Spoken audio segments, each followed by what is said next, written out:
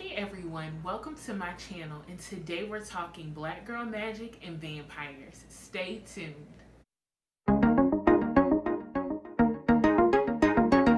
First off, I want to say thank you to everyone who has supported my channel so far by liking, sharing, commenting, subscribing. I appreciate all of it. I hope that all of you are going to be reading right along with me and discussing these books and just having a good time talking about books. Today I am discussing Fledging by Octavia E. Butler. From the time I started the book, I was completely sold. I was into it. Fledging is about a young girl, Shori, which I don't know if I can really call her a young girl because she looks like a 10, 11-year old African American child, but come to find out she is a 53-year-old vampire. The story starts off with her waking up in a cave, empty, dark. She's wounded, she's in pain, she knows she's been attacked. She has complete amnesia. She finds a man who pulls over and he picks her up and she gets in the car and he's taking her home because he's like, you're a young kid, you shouldn't be on the road. And she is enamored by his scent, and she takes a bite of him and sucks some of his blood. And so right at the beginning, he takes her to his uncle's house where I think he's living in a house in the back.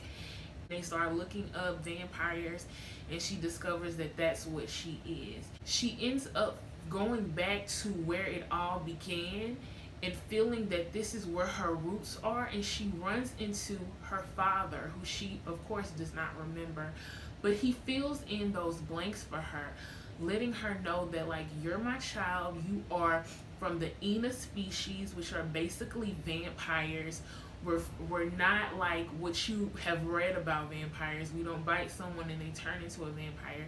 We actually coexist with humans in our own societies that are distant from other civilization. They have this thing called symbiotes, which are people who they drink their blood and they get attached to them, and it's hard to detach because there's actually benefits. If you're a symbiote to a vampire, you live an extra 200 years, you have better health, and it's a weird relationship. I mean, it's weird. I can say that. It's weird because they even like start relationships and they live together and their families are a part of it. And the vampires, they have several symbionts because they can't just suck the blood from one person, they'll die.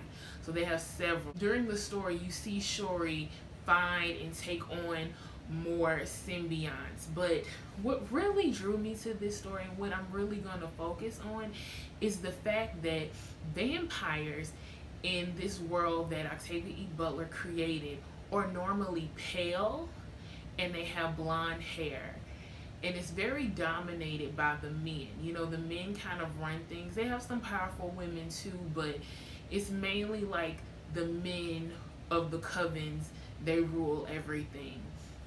And so Shori is different because she's actually an experiment. What her parents did, y'all, I'm probably gonna say the wrong thing, but they, took some of the genetics and did some experiments, and one of the symbionts that her parents had was a African American woman, and they took some of her genetics to create Shori. She's an African American vampire, and her brother are the first of the kind. These vampires, the pale ones with the blonde hair, they could not walk out in the sunlight because they would burn. So they slept heavy, like really heavy throughout the day. Shuri, on the other hand, yes, it was painful, but with a hoodie and some sunglasses, she could go out into the light. She wasn't a heavy sleeper, so much so that when more attacks come later in the story, she is immediately alert. They're intimidated. Not all of them. Some were welcoming, but a lot of them were very much like, this should not have happened. That coven should not have done it. And I mean, I don't think I'm spoiling it by saying that is why her family was destroyed. It was because there was a coven out there very upset at the experiment being done.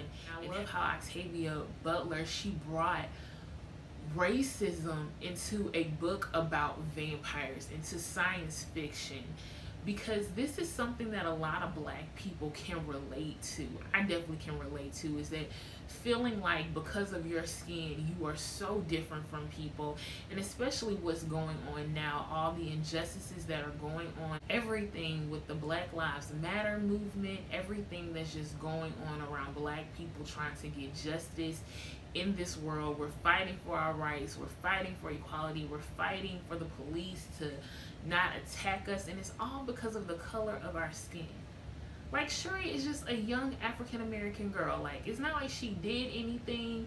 She's a vampire. She has the same abilities that they do. She's just melanated. And of course that came with its own unique skills that she possessed. But I mean, was it really that big of a deal that this coven had to come in and just destroy her entire family?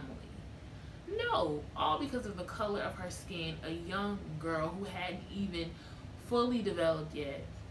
And so it just kind of shows, and Octavia Butler wrote this in 2005, but even in 2020, black people, people of color, are always being discriminated against because of the color of their skin, and I'm ready for it to stop. So one of the negative comments that I saw about the book was the relationship between Shuri and Wright.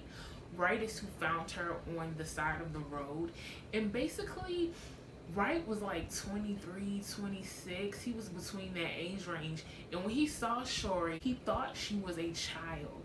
So it is weird that they got into a relationship when he thought she resembled a child. But you know, I'm such a sucker for a romance. But once I thought about it, I'm like, you know what, that is really odd. I'm like spoiling a lot, but even like later in the story, like there's another guy who comes in who she's determining whether or not he'll be one of her symbionts.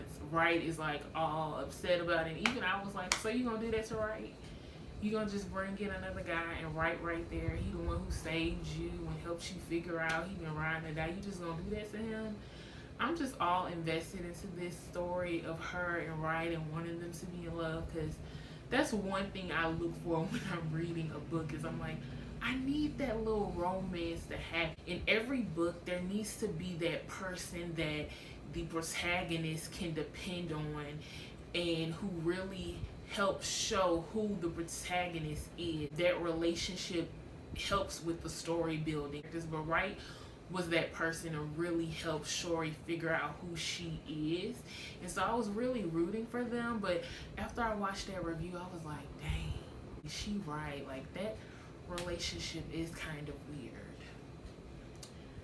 And now I feel weird because I was so here for it. So this was such an interesting book, and it was just a little brief something about it. I definitely want y'all to get down in the comments and talk to me about this. You guys, let me know what you thought about it. Octavia E. Butler, she's awesome. I've read more books by her, and I definitely will be giving them each their own video, because her books just touch on topics that are so relevant today. And some of her books, you know, the majority of them were written before the 2000s, and it's just crazy how they coincide with what's going on today. Fledging by Octavia E. Butler. Go out and read it. You probably can find it in your library.